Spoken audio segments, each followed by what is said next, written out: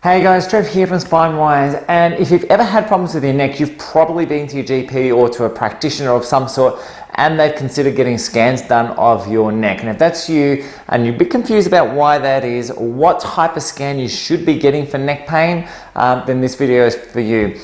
So if you want, watch through. I'm going to talk to you about which scan is important for which situation and why it is important. Don't forget, if you love this stuff, make sure you like and subscribe to our channel and also to our Facebook page to get all this information delivered to you whenever we release it. Anyway, so which is the type of scan that you need at which point in time? So to keep it really simple, we can break scans down to 3 different types. So we've got our basic X-ray that everyone's aware of, that's been around now for well over 100 years. We've got our CT scans, and then we've got our MRI scans. And they're all slightly different in what they tell us and how they tell us it. So on the first side here, this is our basic X-ray. This is the thing you've probably seen hundreds of times before, pictures of. You probably even had some yourself or your family, your kids. And this is our basic X-ray. And how an X-ray works is kind of like a photo. So what happens is you stand in front of a screen, X-rays get pushed through you. When those X-rays get pushed through you, bone absorbs them. The rest of the tissue doesn't absorb them very well. So the areas that go through you come up on a film and they blacken the film. The areas that don't, which are the bone, stay white. So our bones tend to look quite white, and they're really, really good at telling us about simple breaks that you have. So if you've broken your arm or a wrist or an ankle or a knee, they're really good at picking these type of things up, and it's really good at just seeing generalized degeneration and postural patterns.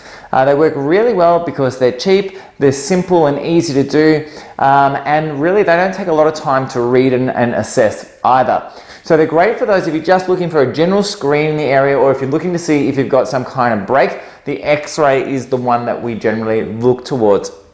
The next across is our CT scan.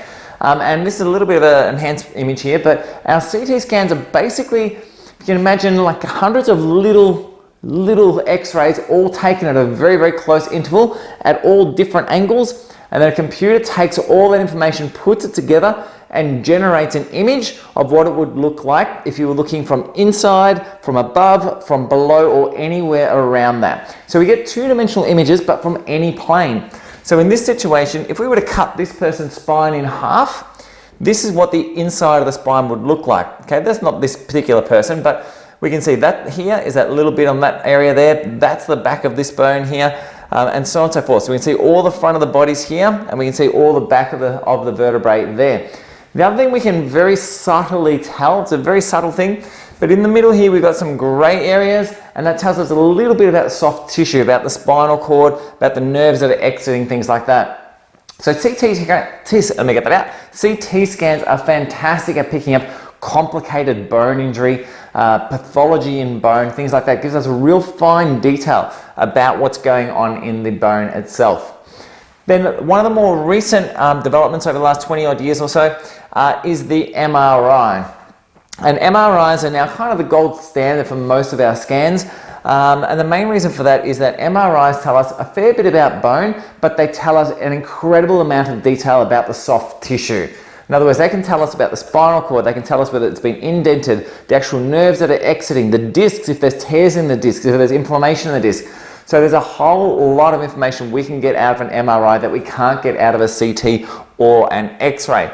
So even if we look at this image here, we can see this white area coming down on either side of the spine itself, on the inside of the spine. So that's the bodies here that we saw here and here.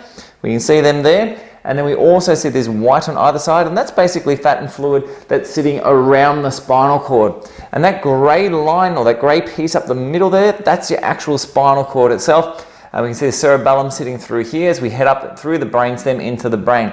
So it's an incredible device, incredible piece of equipment for looking at soft tissue injuries. So when do we need which? Okay, so if you've just fallen over and you've broken a bone, if you're seeing a practitioner for the first time and you've got some neck issues but they don't really need any detailed information, they just want to get a fair idea what's going on with your neck, how much degeneration, look at the curvatures in your spine, these type of things, the X-ray is the best place to start. Cheap, easy, non-invasive, it works fantastically well. If we're thinking that you've got some complicated stuff going on, so maybe you've got a stress fracture of some sort, X-rays aren't really great at picking them up. CT scans are fantastic for doing that. They give us really fine detail about bone, They're a lot cheaper than MRIs, and sometimes this is the use over the MRI simply because most MRIs nowadays still aren't bulk billed, so you need to pay for them out of your own pocket, where CTs generally are bulk billed. So if we're in a situation where we suspect we might be having some nerve issues or some soft tissue issues, but there's a financial aspect to it, then the CT scan also becomes the next possibility. The MRI really is the gold standard when it comes to looking at nerves, when it comes to looking at soft tissue injuries, ligamentous injuries, these type of things, because we can see the fine detail about what's going on. So when we look here, this one we can kind of see that, yeah, there might be a little bit of a curvature in here, there may be some degeneration around these bones, so on and so forth. When we look here, we can actually see slight indents in the spinal cord as a result of the discs that are protruding backwards. And that's a level of detail, that fine detail that we actually don't see very clearly when it comes to CT.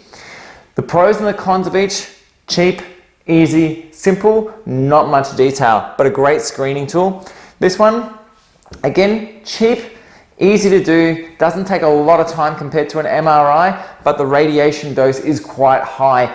The new CTs are pretty good nowadays, but we're still putting a ton more radiation through people than what we do with an X-ray. MRI, radiation free. There's absolutely no radiation with an MRI in any way, shape or form.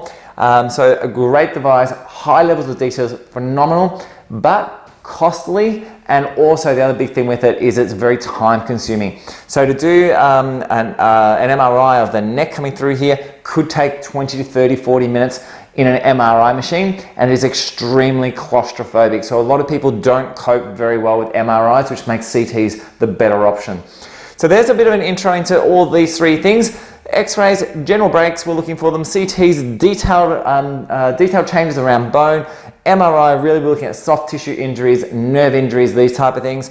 Understanding which scan is important for which times is really, really important if you're going to take control of your health and move forward. There is some brand new machines, MRIs machines coming out at the moment.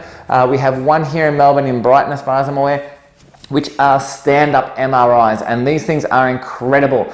They're amazing because most of what you see with CT and with MRI is done with you laying down. And the problem with that is when we start looking for disc injuries within the neck or within the lower spine, the issue we have is laying down, there's no gravity, there's no force on you, and this can mean that the disc injuries get hidden. Stand-up MRIs are amazing because now you've got weight bearing, you've got all this gravitational force on you, and if there is a damage to the disc, that gets enhanced by the gravitational force, by the weight that's on it, and makes them a lot easier to detect. And they also are more like sandwich presses rather than big washing machines, which also makes them less claustrophobic as well. So there's something else to consider when you're looking at your neck, and if you're having problems with it in any way, shape or form, which type of scan you should use at which time. Really, really important if you're going to take control of your health that you understand what's required and when. But if you have any questions on it and you want to know whether you should be getting a CT, an MRI, a stand-up MRI or an X-ray, just post it up, let me know what's going on, send a message to me if you don't want to do it publicly, and I'll be in touch and let you know exactly what you need to do and how you need to do it. Anyway guys, that's it for me for now. Don't forget to like our page, and we'll see you in the next video. Bye for now.